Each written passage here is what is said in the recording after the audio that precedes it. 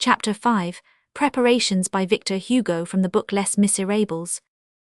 The journals of the day which said that nearly impregnable structure of the barricade of the Rue de la Chanvrerie, as they call it, reached to the level of the first floor, were mistaken. The fact is that it did not exceed an average height of 6 or 7 feet. It was built in such a manner that the combatants could, at their will, either disappear behind it or dominate the barrier, and even scale its crest by means of a quadruple row of paving stones placed on top of each other and arranged as steps in the interior.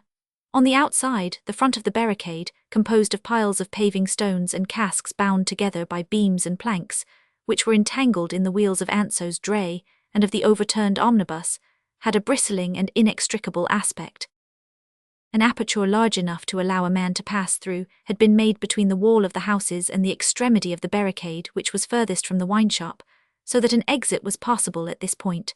The pole of the omnibus was placed upright and held up with ropes, and a red flag, fastened to this pole, floated over the barricade.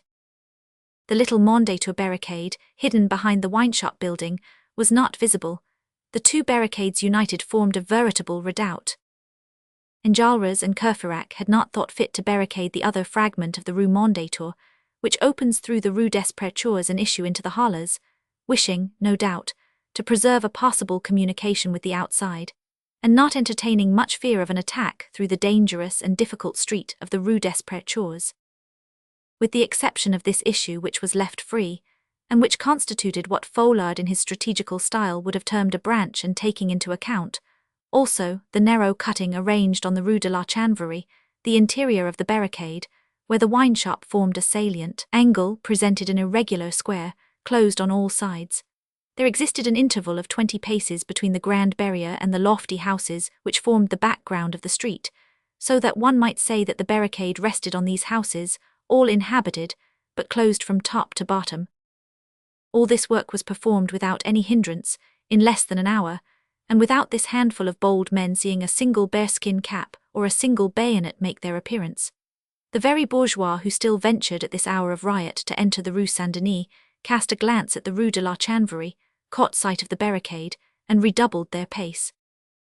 The two barricades being finished and the flag run up, a table was dragged out of the wine shop, and Courfeyrac mounted on the table. Enjolras brought the square coffer and Courfeyrac opened it. This coffer was filled with cartridges. When the mob saw the cartridges, a tremor ran through the bravest, and a momentary silence ensued. Courfeyrac distributed them with a smile.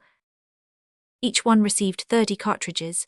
Many had powder, and set about making others with the bullets which they had run. As for the barrel of powder, it stood on a table on one side, near the door, and was held in reserve. The alarm beat which ran through all Paris did not cease, but it had finally come to be nothing more than a monotonous noise to which they no longer paid any attention. This noise retreated at times, and again drew near with melancholy undulations. They loaded the guns and carbines altogether without haste, with solemn gravity. Enjolras went and stationed 3 sentinels outside the barricades, one in the Rue de la Chanvrerie, the second in the Rue des Prétures, the third at the corner of the Rue de la Petite Truanderie. Then, the barricades having been built, the posts assigned, the guns loaded, the sentinels stationed, they waited, alone in those redoubtable streets through which no one passed any longer, surrounded by those dumb houses which seemed dead and in which no human movement palpitated, enveloped in the deepening shades of twilight which was drawing on, in the midst of that silence through which something could be felt advancing, and which had about it something tragic and terrifying, isolated, armed, determined, and tranquil.